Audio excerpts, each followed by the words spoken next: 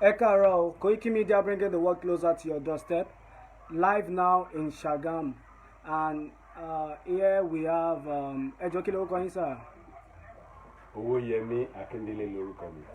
Yeah, we have Mr. Owoyemi Akindele here. Kí ni ipò tí ẹ dì mú ní ibi báyìí sà? Ìṣọ̀kan Yorùbá One Voice ló dúró yìí. And I happen to be the General Secretary.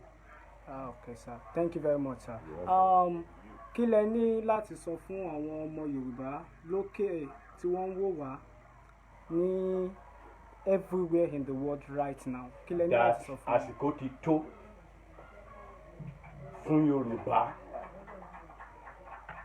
ní gbogbo ibi tí wọ́n wà jákèjádò àgbáyé, pàápàá jùlọ ní ilẹ̀ Yorùbá land, láti Èkó dé Ògùn dé Ọ̀yọ́ dé Ọ̀ṣun dé Kogi. We have Yorubas in Kogi State, in some local governments in Kogi State. We have in Kwara State, in about 9 local governments in Kwara State. We have in Dedo, we have in Delta. Pé àsìkò ti tó fún wa láti gba òmìnira wa kúrò ní orílẹ̀-èdè tí a ń pè ní Nàìjíríà yìí. We've had enough. Àsìkò dẹ̀ ti tó. Torí bẹ́ẹ̀ la ṣe kó ara wa jọ. Ìṣọ̀kan Yorùbá kò sí ẹgbẹ́ kan. Gbogbo ẹgbẹ́ tó ń jà fún òmìnira, ẹgbẹ́ ajìjàgbara ní orílẹ̀-èdè Yorùbá ló parapọ̀. Àwa bíi 10, more than that. A dẹ̀ tún pé ọ̀pọ̀lọpọ̀ ènìyàn pé kán wá àsìkò ti tó. We Yorùbás are known to be warriors. Àwa ọ̀dẹ̀ kì í ṣe warrior tó ń gbébọn. We have our own secret. Ẹ gbàgbé ogun tí wọ́n ń gbé. We are coming out fully to demand for the independence of Yoruba nation. Pure and simple. We are tired of this marriage. Ìgbéyàwó tá a ṣe ní 1914 yẹn, wọ́n fọ́ọ̀sì wa ṣe ni. Bàbá wa tó pera ẹ̀ ní bàbá wa ń gbà yẹn, which is Lord Lugard, òun ló mú Nàìjíríà pé kó fẹ́ ìyàwó 3. Tó wá tọ́jú ìyàwó kan jù kan lọ. We are saying we want out of this marriage. We don't want it anymore. Enough is enough. Bẹ́ẹ̀ni, yes, ní ìgbà tí colonization máa bẹ̀rẹ̀, àwọn Britain náà rí Nàìjíríà, náà rí orílẹ̀-èdè bíi trading colony. It was never a country. Ibi tó ti máa ti rí ọjà wọn tà fún láti boost economy tí wọ́n lọ ṣe wá sí ibi tó ń pè ní Niger area. Sẹ́ẹ̀mù kí wọ́n fẹ́ máa fi wà ní sẹ́ẹ̀mù kí wọ́n fẹ́ pè wá ní Lugadian. Tẹ́ ẹ bá gbọ́ ẹ lọ bèrè. Orúkọ tó bá máa pè wá ní Lugadian. Ọpẹ́lọpẹ́ ìyàwó Lugard ló ní kó sọ ní Niger area. So marriage yìí tí wọ́n ṣe yìí lọ Lugard fúnra rẹ̀ mọ̀ pé temporary ni. Fìdí ẹ àbí kí wọ́n pè ní temporary ní Yorùbá. Fìdí ẹ kò mọ̀ kó máa pẹ́ tó yìí. Tó wá ti di pé ó ti wọ 100 years ní 2014, which was the year of their trade agreement. We want out of it. Ó ti tó, ó ti sú wa. A dẹ̀ ṣe mọ́. So a fẹ́ gba òmìnira wa kò ṣe pẹ̀lú ìbọn, kò ṣe pẹ̀lú àdá. Àmọye country, what possible is possible. Pé eléyìí ṣe treason felony bí wọ́n ṣe ń pè. A sọ pé a fẹ́ jà. A ní marriage yìí àṣe kí ni o? Àṣe mọ́, a fẹ́ dá dúró. Ikọ̀ tá a ṣe kóra wa jọ nìyẹn. Gbogbo pátápátá, mo dẹ̀ wá rọ gbogbo ọmọ Yorùbá pátápátá níbikíbi tó wù ká wà láwọn àwọn state tí mo ti dárúkọ yẹn in diaspora. A ti jí òdodo báyìí. Tá a bá wá rí ọmọ Yorùbá kan níbì kan tó sọ pé òun ò tí ì ṣetán láti tẹ̀lé wa, òun ló mọ̀. Sórí ọkọ̀ wá sí, a ṣe kí ni o? A fòun sílẹ̀. Àwa ò ṣetán láti sọ pé ẹnìkan àṣetán láti dárúkọ, ṣùgbọ́n gbogbo ọmọ Yorùbá pátápátá là ń pè báyìí pé àsìkò ti tó fún wa láti ja ìjà òmìnira. A dẹ̀ máa yege. A dúpẹ́ lọ́wọ́ àwọn bàbá wa tí wọ́n ṣe alátìlẹ́yìn fún ìjà òmìnira yìí. Lákọ̀ọ́kọ́ ẹ má bínú pé òun máa kọ́kọ́ dárúkọ. Bàbá wa ni lóòótọ́ wọ́n sọ pé ọmọdé kì í ṣe ọmọdé mi máa wà nípò àgbà. Ipò àgbà ló wà.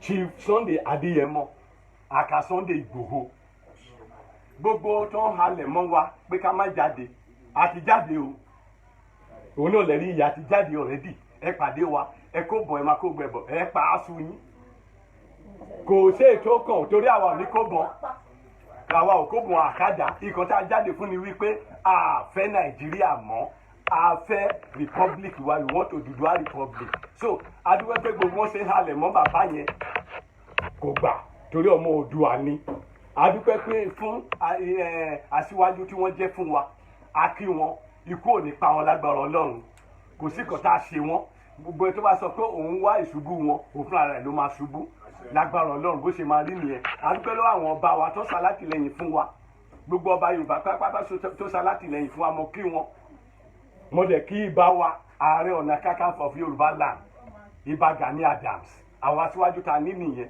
so wọ́n dẹ̀ ti sọ pé wọ́n fọkàn wa balẹ̀ àti bàbá wa professor emeritus Banji Akintoye we thank him for his unique style of leadership. His style of leadership is a unique one. We are going to achieve this without war, without anything. Bó dẹ̀ ṣe máa rí nìyẹn. So mo gbogbo ọmọ Yorùbá pé enough is enough àsìkò ti tó láti gba Yorùbá kingdom. ẹ ṣé gan ni sà lẹ́ẹ̀kan sí sà kí ni orúkọ yín sà. Owóyẹmí Akíndélé ni orúkọ Mr. Owóyẹmí Akíndélé ẹ ṣé gan ni sà.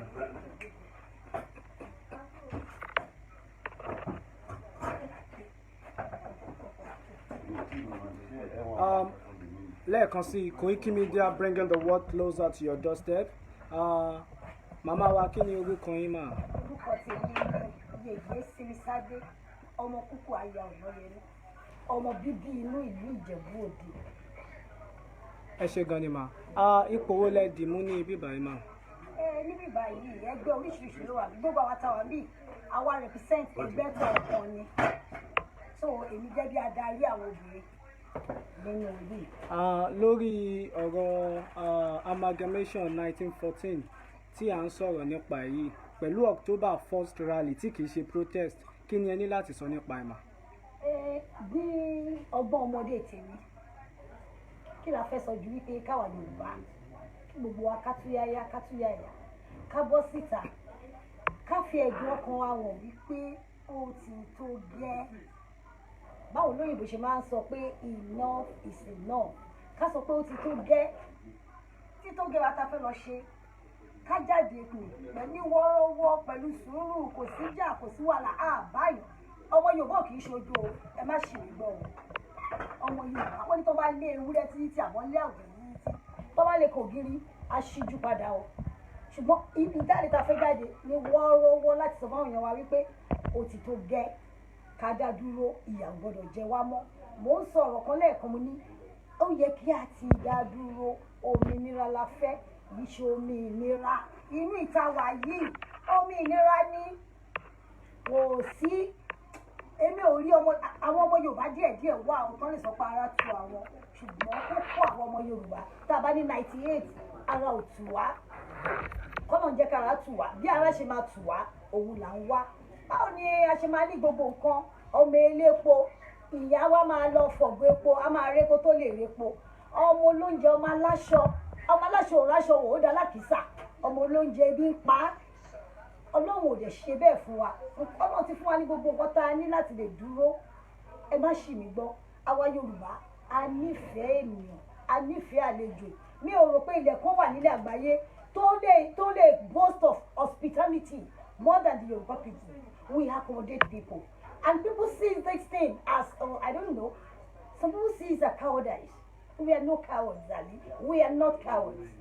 Kì í ṣe ẹ má bínú pé mo sọ yìí kì í ṣe ojo ọmọ Yorùbá kì í ṣe ojo gbogbo bí tá a bá wà a máa ń ṣí ọpọlọ sílẹ̀ a máa ń lo ọgbọ́n àkọ́kọ́ lọ́jà káwa máa bẹ̀bẹ̀ a ti rọ àwọn èèyàn kó tó di pé ìjà máa dé sùúrù tá a ní kọ́ máa rò pé ojo ni o wọ́n ní yíyọ ẹkùn bí ìtòjò kọ́ bọ́lá ń ṣe dá ẹkùn ní kóra máa yọ gọ́lọ́gọ́lọ́ tó fi máa mẹ́ràn tó máa pàjẹ́ ẹ ṣáàmù bá mọ̀tẹ́kùn náà ṣe a máa yọ gọ́lọ́gọ́lọ́ kó tó mú nǹkan tó máa pàjẹ́ so ọ̀rọ̀ amalgamation yẹn ẹ jẹ́ ká gbé sẹ́gbẹ̀ẹ́ kan ìgbéyàwó tó ti fẹ́ẹ̀lì ní ìgbéyàwó tó fẹ́ẹ̀lì ní Ọlọ́run má jẹ́ kí ọdún síbi tí àbí tí wọ́n bá wà nínú ìgbéyàwó kan tí ọkọ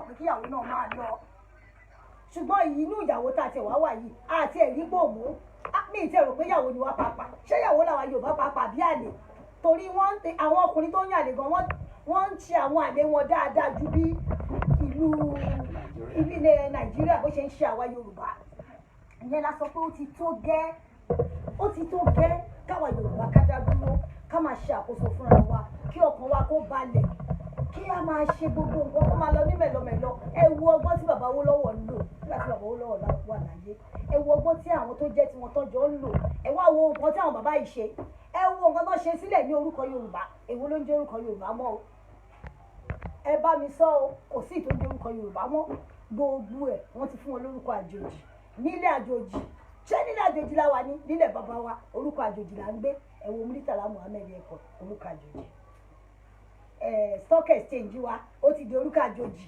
gbogbo àwọn bàbá táwọn bàbá ìbímọ ìsọlẹ̀ kan tó bá jí padà sáyé wọ́n á máa ṣépè fún gbogbo àwọn táwọn mi pé iṣẹ́ ẹ̀rù ikú ló wá ìgbà onímọ̀pọ̀ nìkú ikú kan ló máa kọ́ náà jẹ́ kíkú rẹ̀ pa wá ikú rẹ̀ kọ́ náà jẹ́ kó pa wá tó sàn kéèyàn sún òótọ́ kúkú lọ́mọdé ojú kó dàgbà àyà onírọ́ sílẹ̀ lọ ẹ jẹ́ ká sọ bí òótọ́ bá ṣe rí ọ̀hún wíbẹ̀ kan kú síbẹ̀ tí Ọlọ́run ẹlẹ́dàá tí wọ́n gbà fún Akérédùà àfòfún wa ṣe àsìkò ti tó kí gbogbo akádá dúró ẹ ṣé mo dúpẹ́. lẹ́ẹ̀kan sí kí lorúkọ yín mà. orúkọ tèmi ni Yèyé Simisade ọmọ kúkú aya Ọ̀nàyẹmí láti ìlú Ìjẹ̀bú Òde mo rí yín náà. ẹ ṣé gan ni mà.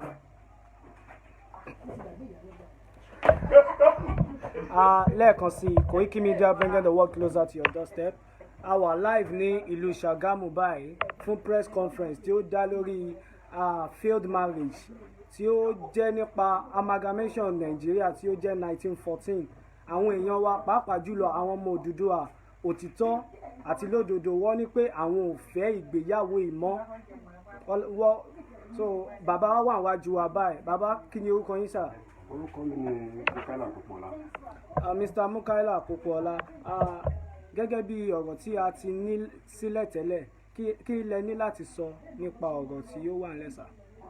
kò sí ohun tí a fẹ́ sọ náà lórí ti mọ́ mo wá láti Lagos State ní tó ń jẹ èmi ní ogún because ibikíbi tí wọ́n bá ti ń sọ̀rọ̀ pé ọmọ Yorùbá thinking bí Yorùbá ṣe ń rori ó yàtọ̀ sí other tribe tó wà Nàìjíríà sẹ́rí marriage tó bá fi tipátipá ṣe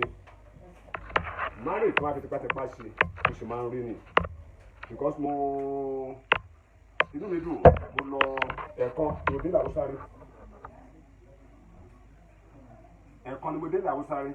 ẹ̀kan tí mo dé làwùsárì yẹn ibẹ̀ náà mo ti ń bọ́ lọ́run dá má jẹ̀mú pé lágbára Ọlọ́run tí máa fi tẹ́lẹ̀ wọlé àlàyé mi ò ní débẹ̀ mọ́ kò dẹ̀ sí ìdí tí mo fi sọ bẹ́ẹ̀ ni pé máa ń wò pé ilẹ̀ Haúsá Nàìjíríà ní gbájọ wà but mo rí thinking báwo ṣe think ó yàtọ̀ títí àwa nílẹ̀ káàró òjìrì a lè gbé lọ serious bí méjì even 20 kẹgbọn ilẹ̀ káàró òjìrì nísìn káwọn máa wò yín wò pé ọlọ́kùnrin wá láti north ipe káwá ṣe kí ni káwá bá ìran Yorùbá jà a lọ sí north a lọ fún meeting pronaco ìgbà táwọn fún meeting pronaco tá a lọ pẹ̀lú 2 bus lọ serious adé hòtẹ́ẹ̀lì tí ọmọ àlọ́ ìjọba sí ní ayé àwọn pronaco mo sọ ọ́ nígbà tí a débẹ̀ wọ́n challenge àwọn bàbá wa nílẹ̀ káàró òjìrì kí ló dé tí wọ́n fi ń gbé ìpàdé wá sí north tó jẹ́ pé ní ilẹ̀ káàró òjìrì àbílẹ̀ Ìgbò àbílẹ̀ nílàdí máa ń ṣe ọba ní pòkè àbágbé ní tìyẹn lọ síbẹ̀ nígbà tá a dán tàdé òtẹ́ àti débi tí à ń lọ. ní ọdún wo lẹ ń sọ ìsáà. 1993. 1993. Yes. Okay, sir. 1993 tí màá ṣe mistake. So nítorí wọ́n ṣẹlẹ̀ ní pé nígbà tàdé òtẹ́ tí ọtọ́ máa lọ́ọ̀dì wá sí tàdé òtẹ́ yẹn àti wà ní òtẹ́ wọ́n ti kọ́ fún wa yẹn ibi tí a dẹ̀ wà ní mo lead àwọn group tí a jọ lọ.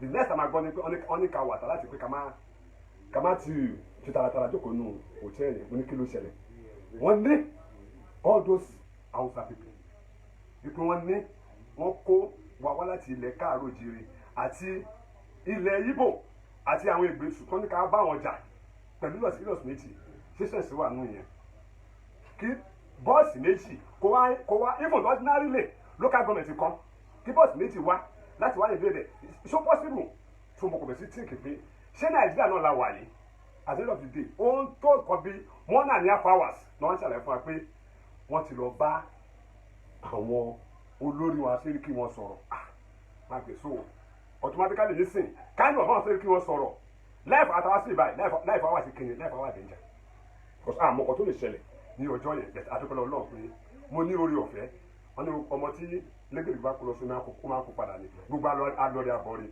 so this time around ètí wọ́n wò ní pé ṣé nàìjíríà ta wà yìí ṣé ìṣọ̀kan wà mẹ́ kíni dry and there ẹ wo lẹ́ka àròjìrì aládàá ẹgbẹ́ kan lẹ̀ pé àmọ̀tẹ́kùn láti fi ṣe security lẹ́ka àròjìrì ọgbọ̀n ọ̀gẹ̀ kàńtà ẹ̀ wọ́n pa even àwọn èèyàn wa fúnra wa wọ́n wà láńtọ́ pa o tí wọ́n pa tó jẹ́ kí ní ẹ̀tọ́ yẹn kó ṣe kí ní tọ́ yẹn kó rí lẹ̀ so irú ìgbésí ayé ò la wà ní ṣé nàìjíríà tá máa bá lọ ní security and bá ṣe ń rorí ó yàtọ̀ síra wọn so the only thing tí mo kọ́ máa try láti sọ́nsìn ni pé ìmárèjì tí wọ́n ti pa enough is enough so n tó dùn mí nínú ni pé tó dùn mọ́ mi nínú ni pé ẹni tí mi ò lérò pé mo lè bá nídìí ṣọ́ọ̀bù yìí níjọ́ tí mo bá inú mi dùn gan ó ní ọ̀gbẹ́ni wa Sunday Adéyẹmọ Ìgbòho níjọ́ tí mo dé ilé ọ̀dọ̀ wọn tí mo pè tòmánì yìí tó lè fi ara ẹ̀ lẹ̀ pẹ̀lú nǹkan tó ní pé nǹkan ayé àbáyé lọ ni pé ìran òun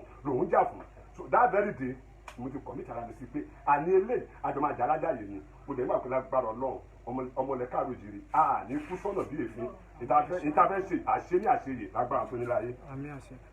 àmọ̀ràn wo lẹ ní fún àwọn tí wọ́n ń wò wá nílé lóko lọ́nà àti lẹ́yìn odi. àmọ̀ràn tí mo ní fún àwọn tó wà lẹ́yìn odi náà ni wípé wọ́n wà nílé àti lẹ́yìn odi because àwọn kan dúró pé ẹ jẹ́ ká máa wò wọ́n tó bá kó àdá tó bá bẹ̀ sí mú wọn lẹ́ẹ̀kọ̀ọ̀kan tó bá sì ṣàwọn lẹ́ẹ̀kan àbí tó bẹ̀ sí ìbọn fún oníkálukú àgbálẹ̀ wọn lọ wọ́n ní bẹ́ẹ̀ lè fẹ́ kú kò lè jóye ní bàbá ẹ̀ o so ibi ta bá dé ní wákàtí ọ̀wọ̀ yìí éèjì tí mo wà yìí ṣé mo lè ru éèjì lò mọ́ ṣé mo tún lè rí lò sí èjì mi so wọ́n kí wá ní kí wá ní kọ́tà tí à ń fi àkú fún ànọ́bíà Muhammad ẹ wo tàgbà tí wọ́n wá tí ó kú even Jesus Christ ẹ wo tàgbà tó wá sí kíni tí wọ́n kú kéèyàn ṣe òótọ́ kó jáde láyé ó sọ̀dí kẹ́ ṣe kíni kẹ́ lu àìmọye ọdún láì má ṣe kíni láì má ṣe òótọ́ kankan so ní tèmi ní láti sọ lórí ọ̀rọ̀ yìí nìyẹn àbọ̀ mi nìyẹn. ẹ ṣe gan ni sà lẹ́ẹ̀kan sí sà kí ni orúkọ yín sà. orúkọ mi ni Mukala Popola.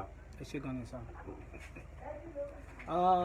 lẹ́ẹ̀kan sí Koiki Media bringing the world closer to your doorsteps. A ní màmá wa tí wọ́n wọlé sí bíbá yìí ní ìsìn màmá kí ni orúkọ yín mà. orúkọ mi ni Olóyè Ṣónúbí Ògúnrẹ̀mí ọmọ Yorùbá àtàtà. ẹ ṣe gan ni mà gẹ́gẹ́ bí ọ̀rọ̀ tí à ń sọ lọ nípa October 1st rally tí kìí ṣe protest rárá kí ni ẹ ní láti sọ nípa ẹ̀ mà. October 1st ṣe ló jẹ́ ọjọ́ tí Nàìjíríà gba òmìnira ṣùgbọ́n òmìnira yẹn ó ti wá di omi ìnira fún àwa ọmọ káàárọ̀ àjíríbí. so nídìí èyí àwa aláàbá Nàìjíríà ṣe mọ́ kì í ṣe tìbọn kì í ṣe tàdá ṣùgbọ́n pẹ̀lú ọ̀rọ̀ ẹnu à ń fẹ́ máa lọ Iléyá ọmọ Yorùbá àtàtà Iléyá a fẹ́ padà sí ilé wa. àmọ̀ràn wo lẹ ní fún àwọn tó ń wò wá nílé lóko lọ́nà àti lẹ́yìn àwọn òde. tó ń wò wá nílé lóko àti lẹ́yìn òkú lọ́jọ́ òkú ni pé kí gbogbo wa ká múra sílẹ̀ pé Iléyá. mo dẹ̀ tún fẹ́ gba àwọn tó ń ṣe àtakò wípé ilẹ̀ Yorùbá àwọn ọ̀fẹ́ Odùduwà nation àwọn ọ̀fẹ́ mo fẹ́ rọ̀ wọ́n mo fẹ́ bẹ̀ wọ́n ìyà ọjọ́ ọ̀la wọn òun ni wọ́n sún síwájú àti pé ìmọ̀ òye kò yé wọn tó ni èèlò náà fẹ́ fún wọn tó máa gbé káàdì jáde tó máa gbé plákáàdì pé yes kò dáa tó ọmọ wọn náà postpone ìyà yẹn fún lọ́jọ́ iwájú so the earlier the better kan padà kan fi ohùn ṣọ̀kan pẹ̀lú gbogbo àwa tá à ń jàdù Yorùbá nation kan bá wa náà jàdù àwa tá à ń jàdù Yorùbá nation yìí tọ́lọ́run bá fún wa ṣe àwọn ọmọ wa ló máa gbádùn ẹ̀. Ọlọ́run má jẹ́ kó jẹ́ pé ìyà ni tiwa bí n pé ara Yorùbá àwa Yorùbá à ń gbàlejò ara wa yọ̀ mọ́ èèyàn ara wa yọ̀ mọ́ àlejò ló ń jẹ́ kán rò pé ọ̀dẹ̀ ni wá àbí coward ni wá. We are not cowards. Ṣùgbọ́n a fẹ́ àlejò. Kò sí àlejò tó máa wọlé Yorùbá tí ò kí ń ṣoríire. Àfi èyí tó bá bá nǹkan burúkú wá sílẹ̀ Yorùbá ni ò ní ṣoríire. Àwọn tó bá gbogbo ṣọ́ọ̀bù ta dẹ̀ ń ṣọ́ọ̀bù ìtabádẹ̀ rẹ ni tó lẹ̀ sí bàbá tó lẹ̀ sí kọ̀kọ̀ pé kò ní ṣeé ṣe.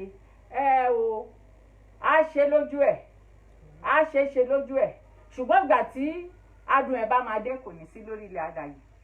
Mo dẹ̀ gbàládùúrà pé ẹ̀jẹ̀ ní ẹ̀jẹ̀ ti yín ẹ̀jẹ̀ ti gbogbo wa títa ọmọ wa wọn ò ní fi ṣe ètùtù fún ilẹ̀ Nàìjíríà. Tàbá dé ilẹ̀ Odùduwà nation àrítajé ṣe o. Mo wá fi àsìkò yìí dúpẹ́ lọ́wọ́ ọ̀gá mi pàtàkì Ìbà Ààrẹ Ọ̀nà Kakanfò Gani Adams. Mo wá tún dúpẹ́ lọ́wọ́ olóyè Sunday Adéyẹmọ aka Ìgbòho because ó dúró gẹ́gẹ́ bí ọmọ Yorùbá àtàtà. Tó bá jẹ́ pé bóun ṣe dúró yẹn làwọn akíkanjú wa náà nílẹ̀ Yorùbá wọ́n dúró ìyà oníjẹ wá gbé. Mo tún dúpẹ́ lọ́wọ́ bàbá wa Professor Akintoye wọ́n ṣe àti gbogbo àwọn lọ́ba tó ń sọ̀pọ̀tì wa wọ́n ṣe. Àwọn tó ń sọ̀pọ̀tì wa náà pé Odùduwà nation wọn sọ̀pọ̀tì Odùduwà nation á kí wọn náà o wọ́n lè tètè ronú pìwàdà wọ́n tètè mi ò lè wá kú kò ń jogún ilé bàbá ẹ̀ o. Ẹ ṣé gan ni mà lẹ́ẹ̀kan sí kí ni orúkọ yín mà? Orúkọ mi ni olóyè Ṣónúbí Ògúnrẹ̀mí ọmọ Yorùbá àtàtà. Ẹ ṣé gan ni mà. Thank you sir. Ó yà lájà wa ń lọ ṣe kí Koiki Media bringing the world closer to your doorstep. Lẹ́ẹ̀kan sí a ní màmá wa kan náà tí a máa fi ọ̀rọ̀ wá lẹ́nu wò ní àsìkò yìí. Màmá wa ẹ káàárọ̀ mà.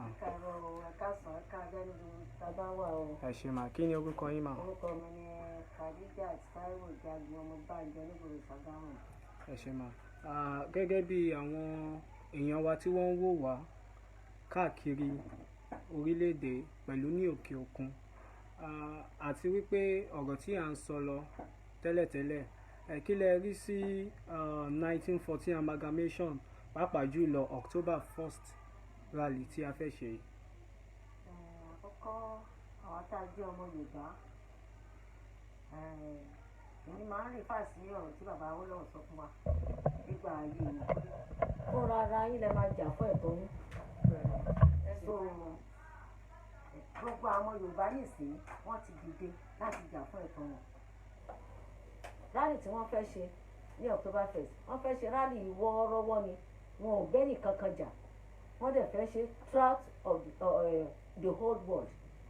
Mo rí àwọn ti Libya mo rí àwọn ti Spain mo rí àwọn ti Canada mo rí gbogbo wọn lóríṣiríṣi. Wọ́n dẹ̀ láwọn a máa ṣe wọ́ọ́rọ́wọ́ wọn ò bẹ́ẹ̀ nìkan jà wọn ò bẹ́ẹ̀ nìkan sọ. Kódà gan tó wá fi tó àwọn ọmọ wa létí pé jíjáde tẹ fẹ́ jáde yìí o ẹ má báyàn jà o ẹ má gbébọn ẹ má gbàdà ẹ má kẹ̀dẹ̀ fi jalè. Àwọn ọ̀nà ọmọ wa èmi dẹ̀ wọ̀ pé bó ṣe máa rí náà nìyẹn. Ní gbogbo nǹkan tó ń ṣẹlẹ̀ yìí ní Ṣàgámù bíbà yìí àwọn tí wọ́n jẹ́ elédè wa tó wà ní Sábó elédè kejì tó wà ní Sábó tí àwọn àti àwọn bàbá ńlá wa tó ti wà ní ìsìn ó ti lé ní 100 years tí wọ́n ti jọ wà a jọ ń gbé pẹ̀lú sùúrù ni kò sí wàhálà kò sí kinní kan ìrẹ́pọ̀ ní gbogbo àjọ wà. Ṣùgbọ́n nǹkan tó dẹ̀ wá ń yà mí lẹ́nu nísìnyí láti bí ọdún bíi mélòó kan sẹ́yìn ó wá di pé kóníkálukú kọ́dẹ̀ máa fìyà jẹ àwọn tó jẹ́ Yorùbá kọ́dẹ̀ máa ṣe ẹlẹ́yàmẹ̀yà. Mo ti sọ lákòókò síwájú tí èèyàn bá wà tó bá fẹ́ yàwó kan tó bá lówó lọ́wọ́ lè fẹ́ sí ó tún lè fẹ́ sí ó tún lè fẹ́ sí. Ṣùgbọ́n Ọlọ́run wá sọ ní tó bá lè ṣe déédéé tó bá ti lè ṣe déédéé má wulẹ̀ fẹ́ mẹ́ta mẹ́rin má fẹ́ méjì pàápàá tó bá ti lè ṣe déédéé láàrin wọn. Náà wọ́n fẹ́ yàwó bíi mẹ́ta bíi mẹ́rin wọn ò lè ṣe déédéé. Nísìnyí ó wá di pé kọ́ máa yọ̀bẹ kọ́ máa yàdá táwọn kan wá sọ fáwọn làwọn nílẹ̀ ṣé àwa lè lọ jàdú ilẹ̀ ní ìlú wọn tó bẹ́ẹ̀. So nígbà tó dẹ̀ wá di pé kọ́ máa yàdá kọ́ máa yọ̀bẹ Ọlọ́run dẹ̀ tó sọ ní tí ìgbéyàwó tó bá fẹ́ ní lára oníkóníkálukú máa lọ pẹ̀lú àlàáfíà làwọn fẹ́ fi lọ àbáyọ̀jà àbáyọ̀sọ̀. Wọ́n dẹ̀ tún dúpẹ́ lọ́wọ́ gbogbo àwọn tó jẹ́ ọba wa tí wọ́n dúró tì wá mo tún dúpẹ́ náà gbogbo àwọn bàbá tó ti dé kọjá mi ò ní má yé dárúkọ sí Abdulgani Oyèṣọlá Fáyẹmí wọ́n tọ́ mi mo dẹ̀ kọ́ṣẹ́ lọ́wọ́ wọn dáadáa so kọ́nà ọba kó má ṣẹ̀rù bà wá tó bá yẹ pé bàbá wà láyé ni àbí gbogbo orun wọn tó bá wà láyé wọ́n á tì wá lẹ́yìn gbogbo ẹ̀yin bàbá wa tó kù ẹ tì wá lẹ́yìn o ẹ tì wá lẹ́yìn ẹ má dojú tì wá ìjà tá à ń jà yìí àbí nǹkan tá à ń tọrọ tá à ń béèrè yìí à béèrè nítorí tara wa bí ò ṣe torí tàwọn ọmọ wa ìgbà tẹ̀mí ń bímọ mo màmá yẹ nǹkan tí mò ń ra àwọn nǹkan àánú àwọn yẹn wá ń ṣe mí nìsín o tọ́mọ bá ń lọ Àbújá nìsẹ̀ ẹ̀rú ọmọ bàyàn ni o kódà bọ́ ọmọ ń lọ Ìbàdàn bẹ̀ ẹ̀rú ọmọ bàyàn ni o ó ní pé kéèyàn lọ jókòó sórí awọ kó máa bẹ náà pé Ọlọ́run jẹ́ káwọn èèyàn dé láyọ̀ jẹ́ káwọn dé láyọ̀ bí Nàìjíríà ṣe gbà bó ṣe gbà nìsín nìyẹn kódà àwọn tó wà lókè òkun gan wọn ò fẹ́ wálé mọ́ torí pé kí ni kò sí security kò sí nǹkan kan ṣé bá a ṣe máa bá a lọ leléyìí ẹ dákun torí Ọlọ́run àwọn ò bá yín jà o ẹ fún wa ní ẹ̀tọ́ wa kẹjẹ ká máa bá tiwa lọ láyé àtàlàáfíà mo tún fi àsìkò yìí kí Koiki Media káàrí ọmọ dáadáa ọmọ Ìjẹ̀bú Òde Ajagbalúra mo máa kí ẹ mo tó yìn ẹ ọmọ ọkọ ní òkè sọmọ àlè lágbára Ọlọ́run lágbára àjọ àtàlàáfíà làwọn fi pàdé wọn ò ní gbòkú ẹ wá bá wa ń dé bàbá kàlà àwọn bì mo tún kí Sunday Igboho bàbá Sunday Igboho kábíyèsí mo tún ṣe kábíyèsí fún ẹ torí pé kí ni ojú ọba aládé mi lórílẹ̀-èdè Yorùbá. AY Media. AY Media so mo kí gbogbo yín. Mayegun's Diary. Mayegun Diary mo kí gbogbo yín ẹ kú iṣẹ́ takuntakun Oòduà Ọlọ́run á fún wa ṣe Oòduà náà tó fún wa ṣe Ọlọ́run á wà pẹ̀lú gbogbo wa lágbára Ọlọ́run. ẹ ṣé gan ni màmá wa lẹ́ẹ̀kan sí kí ni orúkọ yín máa. orúkọ mi ni Khadijat Taiwo Olúwaṣẹ́kúndayọ̀ ayajagun ọmọ báńkì oníbùrù ṣàgbà. ẹ ṣé gan ni mà. à ń rí kọ́mẹ́ǹtì gbogbo yín àmì àṣẹ Odùduwà á gbè wá o. lẹ́ẹ̀kan sí Koiki Media bringing the world closer to your doorsteps.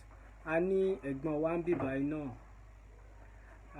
wòlíì ni a wá ń pè wọ́n ẹ káàárọ̀ sà kí ni orúkọ yín sà.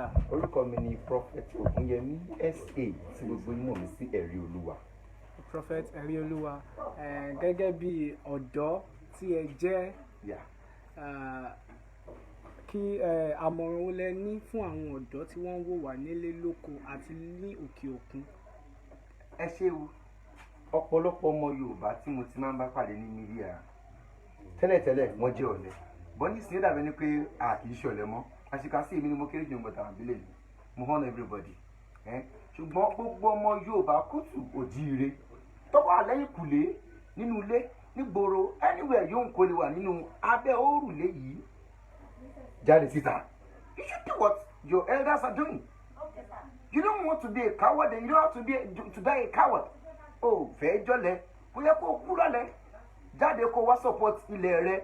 I am a prophet. I am a founder of a ministry. Yet I am still outside here fighting for the right of the people. Yet I am still going here and there. You shouldn't just stand there and watch yourself. Go as you're typing your keyboard is and you just doing anything you want to do online. Oh, need that to ame. That is a get just say papa. Then that is entirely fún lẹ́yìn láti jẹ́ ilé rere. Kò sí tó fẹ́. Jùntọ́ lọ́wọ́ ò lè fún ọ lọ. We are only fighting for our rights. Kì í ṣogun, kì í sì ṣèjà náà. Ẹ ṣeun. ẹ ṣé gan ni lẹ́ẹ̀kan sí kí ni orúkọ yín sà. Orúkọ mi ni Prophet Ògúnyẹmí.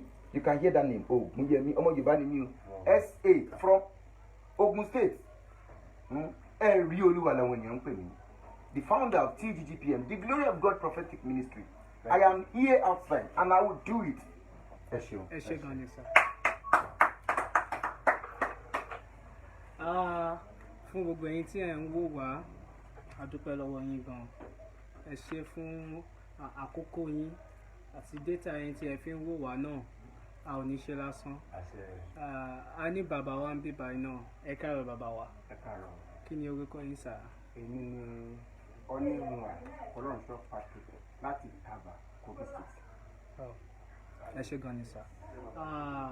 àmọ̀ràn wo lẹ ní fún àwọn tó ń wò wá ní Nàìjíríà ń bíbá ẹ àti lókè òkun. àmọ̀ràn mi ni pé gbogbo wa pátá tí a jẹ́ ọmọ Oòduà a gbọ́dọ̀ fọwọ́sowọ́pọ̀ láti gba ẹ̀tọ́ wa lọ́wọ́ àwọn amúnisìn torí pé oko kó wọn lẹ́rú la wà tí a bá sì jáde kúrò ní kó wọn lẹ́rú ibẹ̀ la máa pa ní àjọ máa parí sí. ọ̀pọ̀lọpọ̀ ògo ló wà níta lónìí ṣùgbọ́n a ò lè rí lò wípé kí ni a wà lóko kún wọn lẹ́rú aṣọ mú wọn lẹ́rú wà lọ́rùn wa tí a bá sì bọ́ aṣọ mú wọn lẹ́rú ìsílẹ̀ a ò níbi lọ. I'm also a pastor. I have a ministry and I'm here outside to say Oòduà Republic must stay because níbẹ̀ ni àlàáfíà tiwa náà wà níbẹ̀ ni òmìnira wa wà níbẹ̀ ni ìtẹ̀síwájú wa wà. Either a Muslim, a Christian, idol worshipper, we are all together and we are all born of Oòduà. And gbogbo apátápátá a nípa tiwa ń kó. You may be a pastor, may be a bishop. Ẹ jẹ́ kí gbogbo ajáde ká pohùn pọ̀. You may be an imam, you may be a sheikh. Ẹ jẹ́ ká jáde ká pohùn pọ̀. Aláwo ni ohun tó bá wù kó jẹ́. Ẹ jẹ́ ká jọ jáde. Tó pé kí ni tábà pawọ́pọ̀ jàjà yìí, a ó tètè rí gbà. Àdárin èjò ló máa jẹ́ kó rí kúre. Ṣùgbọ́n tó gbọ́ wọn bá wọ́pọ̀ tó bá jọ ń rìn kò sí bàbá lẹ́nu tó lè kó wọn lójú. Ẹ mọ̀ pé gbogbo ẹ̀yin ènìyàn mi ní gbogbo àgbáyé níbikíbi tí ẹ bá wà ẹ jẹ́ ká jọ jáde wá ká gba òmìnira ilẹ̀ Oòduà agbèwà. àmì àṣẹ lẹ́ẹ̀kan sí sà ẹ sọ orúkọ yín fún wa. orúkọ mi Ọ̀nẹ́mùwà Fọlọ́runṣọ́ Patrick láti Kaba, Kogi State. ẹ ṣe gan ni sà. Koiki Media bringing the world closer to your doorstep.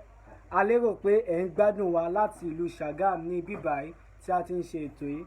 A dúpẹ́ gidigidi gan lọ́wọ́ ọ̀gá wa Ọláyọmí Koiki ẹkùn ni. A ní bàbá wa ń bíbáyìí náà. Bàbá kí ni orúkọ yín sà? Táyọ̀ Ọ̀nàyẹmí lórúkọ mi. Yes, bàbá wa Mr. Táíwò Ọ̀nàyẹmí. Táyọ̀ Ọ̀nàyẹmí. A dúpẹ́ lọ́wọ́ yín gan sà. Pàápàá jùlọ fún ìpéjọpọ̀ yìí ní àárọ̀ yìí. Lóòótọ́ kì í ṣe tó easy báyẹn náà àmọ́ a ò ní ṣe lásán. àṣẹ Èdùà. Kí ni ẹ rí nípa 1914 amalgamation pàápàá jùlọ October 1st tí àwa ọmọ Odùduwà tí a fẹ́ gba ara wa kalẹ̀ lọ́wọ́ ìjọba amúnisìn? Lákọ̀ọ́kọ́ mo dúpẹ́ lọ́wọ́ Elédùà tó dá gbogbo wa. Odùduwà àtẹ̀wọ̀rọ̀ mo dúpẹ́ lọ́wọ́ ẹ̀ mo dúpẹ́ lọ́wọ́ àwọn tó ti ṣíwájú wa mo sì tún dúpẹ́ lọ́wọ́ àwọn àtàjọ ń ṣe ìbà lọ́wọ́ àwọn tí wọ́n máa ṣe lẹ́yìn tiwa. 1914 amalgamation fraud ni àwọn amúnisìn aláwọ̀ funfun náà kàn wò pé bí nǹkan ṣe rí àwọn eléyìí ojú wọn dúdú wọ́n rò pé bẹ́ẹ̀ náà ni ọpọlọ wa dúdú ojú wa ò sì dúdú ẹjẹ́ àkó wọn pọ̀ bóun wọn kan gbọ́ra wọn yé bóun wọn má gbọ́ra wọn yé ìyẹn náà ń pè ní 1914 amalgamation ìkójọpọ̀ sínú ìgbéyàwó tí àwọn baba ńlá wa tí wọn ò fọwọ́ sí tí wọn mọ̀ ń pa ṣùgbọ́n nígbà yẹn tí ò sí ọ̀rọ̀ à ń kàwé àmọ́ gangan òun ni wọ́n kàn fi bàbá wa Aláàfin ìgbà yẹn Ládìgbòlú ni wọ́n ní kí àwọn wá witness lórúkọ Yorùbá.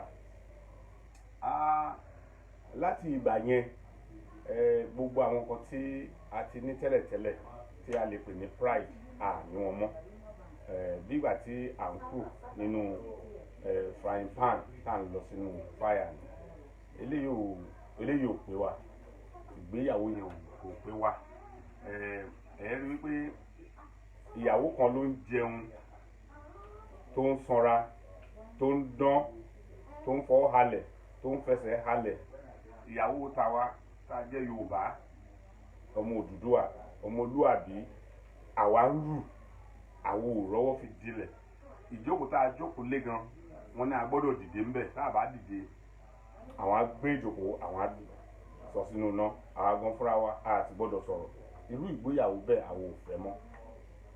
October 1 tí ẹ sì mention ìgbà yẹn ní awuyewuye wárí wípé ṣé kí òmìnira ṣé ó tọ́ sí wa lẹ́yìn tí a ti jọ wà together. Àwọn ìyàwó tí wọ́n ń halẹ̀ yìí àwọn náà sọ pé àwọn ò fẹ́ 1957 ló yẹ kí òmìnira yẹn kó ti wáyé. Tọ́ bá ti sọ̀rọ̀ débẹ̀ wọ́n á dìde kúrò nínú ìpàdé ni. Gbogbo ìtàsí ń sọ yìí conferences báyìí náà ni ìyẹn la ṣe fẹ́ kí àwọn conferences náà wáyé òun la ṣe ń sọ ń sìn pé a ò fẹ́ kí ọ̀rọ̀ dìjà. àwọn conferences yẹn a fẹ́ rí enact ẹ̀ láti sọ pé ìgbéyàwó yìí ò pé wa bó tilẹ̀ jẹ́ wípé October 1 wọ́n celebrate ẹ̀ fún independence tí àwọn òyìnbó fún Áfíríkà bá ṣèjọba ara wa ìjọba ọ̀hún ò pé wa gẹ́gẹ́ bí olórin kan ti sọ òmìnira náà sọ pé wọ́n fún wa ó ti di omi ìnira yẹn làwọn ò fẹ́ omi ìnira yẹn làwọn ò fẹ́ Yorùbá ti gbà wípé ìgbéyàwó yìí kò benefit òun kóun wá ọ̀nà sí ọ̀kan gbogbo nǹkan tá à ń sọ náà nìyẹn. ẹ ṣé gan ni bàbá wa àmọ̀ràn wo lẹ ní fún àwọn tí wọ́n wà ní ilé lóko lọ́nà àti lókè òkun fún October 1st rally tí a fẹ́ ṣe tó sì jẹ́ wípé kì í ṣe protest ni a fẹ́ ṣe èèyàn kankan ò bá èèyàn kankan jà a ò gbébọn a ò sì gbé àdá a kò fẹ́ jáde láti sọ pé a ò fẹ́ báyìí mọ́ àwọn ọmọ Odùduwà a ti ṣetán láti dá dúró in tí à ń sọ yìí ó ti pín láti 2014 100 years 1914 amalgamation so àmọ̀ràn ni ẹ ní fún àwọn tí wọ́n ń wò wá báyìí. àmọ̀ràn tí mo ní fún wa ni wípé lákọ̀ọ́kọ́ mo fẹ́ dúpẹ́ lọ́wọ́ Chief Sunday Igboho akọni Oòduà lórí akọni tó ń kó ọmọ lọ sójú ogun tó ń kó wọn dé àdúpẹ́ lọ́wọ́ wọn. ṣé ẹ rí October 1 àwa wà láti ṣe October 1 ó máa ń dùn mí nígbà tí àwọn èèyàn wa láàárín àwa Yorùbá wa tí a máa ń sọ pé protest ni wọ́n fẹ́ ṣe àwọn ò ṣe protest rally la fẹ́ ṣe and rally ọ̀hún ó free láti wáyé ní gbogbo countries regions of the world ó free láti wáyé ń bẹ̀ nítorí wọ́n tẹ̀lé òfin lọ́hùn. àmọ̀ràn mi ní pé ní Yorùbá land wa ń bí àwọn tó bá lè ṣe káàkiri ní kéékèèké kí wọ́n ṣe tí wọ́n bá sì fẹ́ lo owó agbára yìí pé ẹ má ṣe ká má ṣe kíní kan gbogbo nǹkan tá à ń ṣe iná káwọn náà ó ṣe torí a ò fẹ́ ìtàjẹ̀ sílẹ̀ ní orílẹ̀-èdè Yorùbá a ò fẹ́ rárá a ò sì fẹ́ èèyàn kan sọ pé àwa yẹn ọ̀tá òun à ń ṣọ̀tá èèyàn kan tá à ń sọ ní pé ìgbéyàwó ìṣú wa a sì fẹ́ wá ìrìn wa síwájú ìgbéyàwó contract ni bó o wọbẹ̀ tó o bá please ẹ òfin wà nílẹ̀ láti sọ pé kìíní yóò please mi o kì í ṣe matter of life and death kì í ṣe dandandan ebi àìkò ń fẹ́ jáde nínú ìgbéyàwó òun ló ń fa ikú kíyàwó gún ọkọ lọ́bẹ kọ́kọ́ la nǹkan mọ́ ìyàwó lórí awo òfẹ́ yẹn a lè sọ fún wa pé láyọ̀ láti máa pàdé ṣebí bá a ṣe fẹ́ tí àwa bá lọ owó ọ̀rẹ́ wa tó wà ní àwọn ìlú míì àráyè lọ kíra wa àwa máa fúnra wa ní ìbọ̀wọ̀ tó yẹ ká fúnra wa ní àsìkò tá a wà yìí mo fẹ́ gbóríyìn fún IPOB under the leadership of Nnamdi Kanu tí ẹ náà sọ pé ó dà yín pé àwọn náà àti àwa Yorùbá pa ìjọ rìn lọ́nà kan náà ìrìn náà lágbára Ọlọ́run ayọ̀ ló máa já sí. a fi àsìkò yìí pé àwọn ẹ̀yà tó kù àwọn ìyàwó tó kù tí wọ́n ń fẹ́ Nàìjíríà wọ́n jẹ́ ká jọ jókòó ẹni tí ìgbéyàwó yẹn bá pé kó wà nínú ìgbéyàwó ẹni tí ìgbéyàwó ò bá pé kó wá fún ìrìn ẹsẹ̀ ló bá tán o ẹ ṣé o èèyàn kan ò lè máa jẹun kí èèyàn kan má jẹun kò ṣeé ṣe ilé ayé. ẹ ṣé gan ni sà lẹ́ẹ̀kan sí kí ni orúkọ yín sà. Táyọ̀ Ọ̀nàyẹmí lórúkọ mi. Okay, sir. Thank you very much, sir. ẹ ṣé. Once again, Koiki Media bringing the work closer to your doorsteps. We will be ending it all here today in Shagam for a press conference which is being titled Failed Marriage.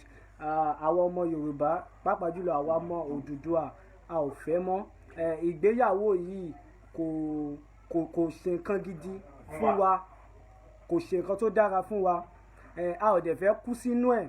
So it is the matter of choice for us to get ourselves separated from it. So if you are watching us from United Kingdom, Saudi Arabia, everywhere in the world, we want you to support with everything you have. You know, our youth, you know, they are all ready to do something. Our youth, they are ready to come out for the peaceful rally, not a protest. You have to support us with everything you have. God bless you. Once again, Koiki Media, bringing the world closer to your doorsteps. Today being the 28th of September, 2020. Have a wonderful day.